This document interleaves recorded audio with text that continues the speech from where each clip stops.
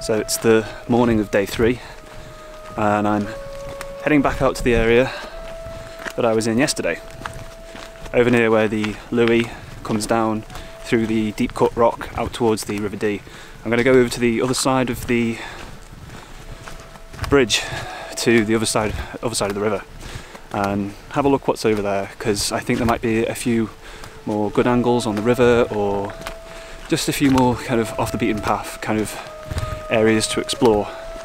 I don't have as long out here today because I plan to cut today's shooting short to meet up with an old friend who actually moved up to Scotland a number of years ago. So I'm going to make the most of the time that I've got here before I have to head off for that. But again, it's another wet, overcast kind of a day, which again works alright for colour photography. It's just, the wet just kind of makes it a bit more of a challenge to actually cope with the technical aspects of working out here, but the colours are very saturated. The clouds overhead create a nice softbox effect on the scene, so there's no harsh light, so yeah, it works out alright. I'm kind of thinking that tomorrow what I might do, rather than heading straight back to England as soon as I leave the hotel, is I could come over here and spend the daylight hours just having a little bit of a last scout, shoot around and see if I can get any more images, because I'm definitely coming back here. This is going to be one of those locations that I think I just keep coming back to again and again and again. The colour here is just great, there's so much potential, there's so many little hidden nooks and crannies. I really feel like I've only scratched the surface of Cairngorms National Park. But yeah, it's time to head on down to the river over there, cross the bridge and see what I can find over on the other side.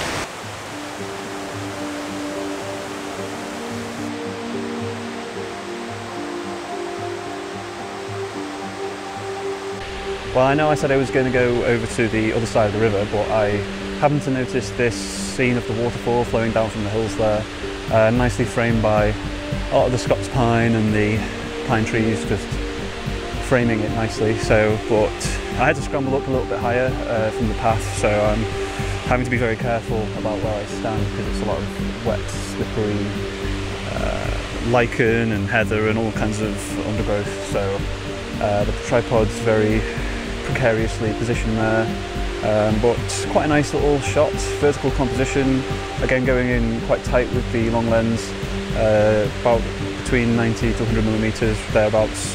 Yeah, quite pleased with that shot. Now I'm going to continue on to head over to the side of the river, but the weather is now starting to close in a little bit. There's quite a lot of mist and fog and clouds and all sorts of weather rolling in over the hills over to the south over there, so I just need to bear that in mind. Pack up here, wander on down to the bridge over this river and then have an explore on that side. Possibly just focus on scouting a little bit more so than scrambling around trying to take 101 pictures. I've already got quite a few shots that I'm really pleased with on this trip, and I always think it's better to concentrate on quality rather than quantity. I'd rather have, you know, a handful of really nice images from this short trip than 50 or so mediocre images. So I'm just trying to be very careful about, you know, how I use my time. Anyway, I'm waffling now, and that's kind of what I tend to do when I have a camera pointing at my face. I'm just going to keep saying that. I'm just going to keep saying I'm going to pack up, because I am going to pack up. You know, that is what's going to happen here eventually. It's really wet. It's really wet and rainy and horrible. It's wet and rainy and horrible. La la la la la. Oh, it's very slippy.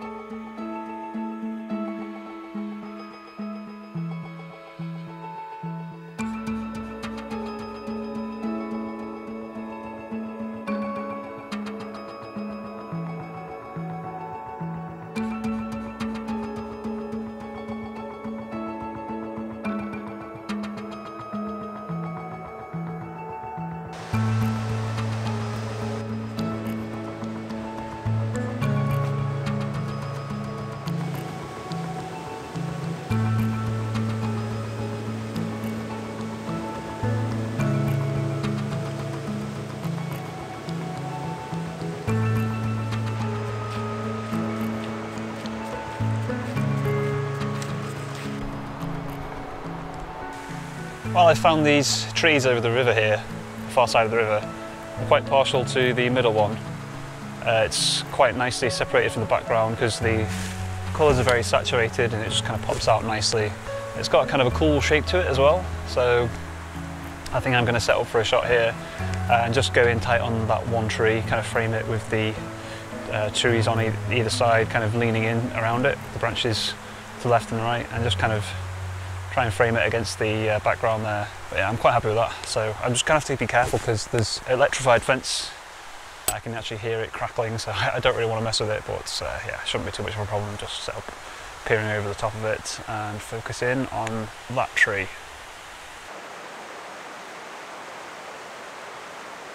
So a quick look at the back of the camera here shows the composition I'm going with, just framing the shape of the tree centrally and focusing right in on the tree itself, and using an aperture of f11 and an ISO of 100.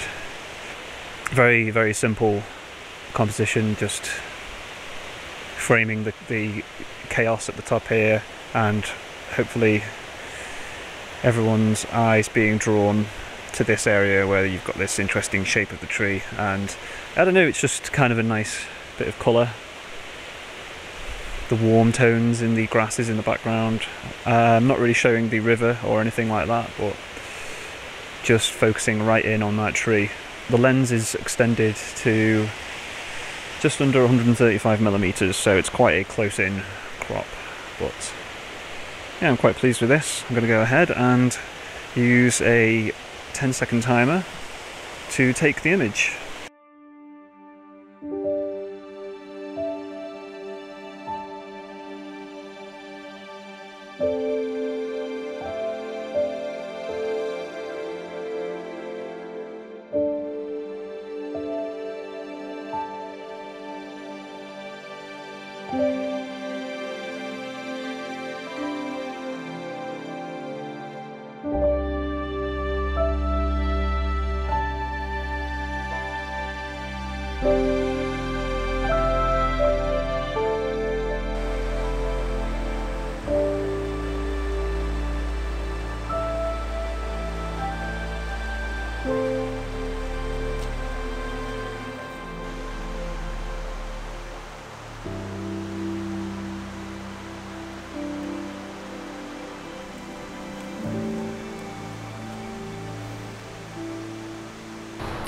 This is one of those things I just don't get.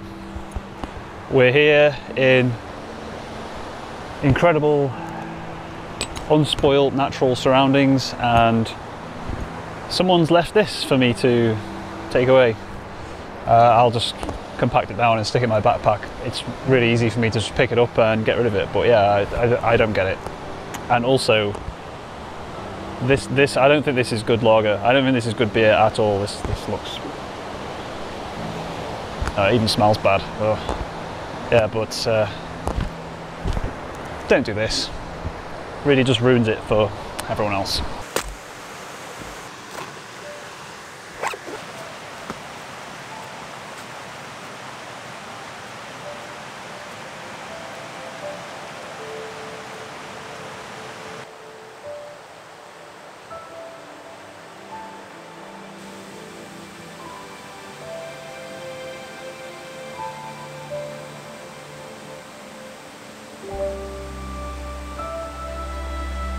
So I just got done photographing a scene here, kind of grabbed it quite quickly because the light was changing, but it's just right on the edge of this little waterfall from the east side of the river here, and yeah, it's quite nice. I set up a composition with my wide-angle lens, and what I think I'm going to do now though is move the camera a little bit further up to get a bit of a higher viewpoint on the scene, and even now as I'm speaking the light's improving a little bit, so the trees behind me are nice and backlit as the sun sets over the hills behind me there. So yeah, I'm going to bring the camera a little bit further up and see about getting a bit of a higher angle on it, more focused in on the little recess there that the waterfall is funneling down into, which actually works out quite well for me because it's pretty darn scary on the edge there. It's like right down on the edge. So anyway, lens flare. Yeah, I'm going to get down there, move the camera and recompose the shot. Possibly go in tighter with the long lens. Yeah. Okay, so I've taken another shot here with a slightly different composition, a little bit further back. Gone in a little bit tighter on the little ravine back there with the waterfall gushing into it. I've got the 24-70 set to almost 60mm, and I basically just use my hand to shield the lens from the suncast if there is direct sunlight hitting it, and that obviously would cause lens flare. So quick hand shadow cast over the front element of the lens, and that puts out the lens flare, but the trees in the background there were catching some nice side light from behind, so that gave them a lot of that should add a lot of depth to the image, and I was able to slow down the motion of the waterfall there gushing into the ravine using a slower shutter speed.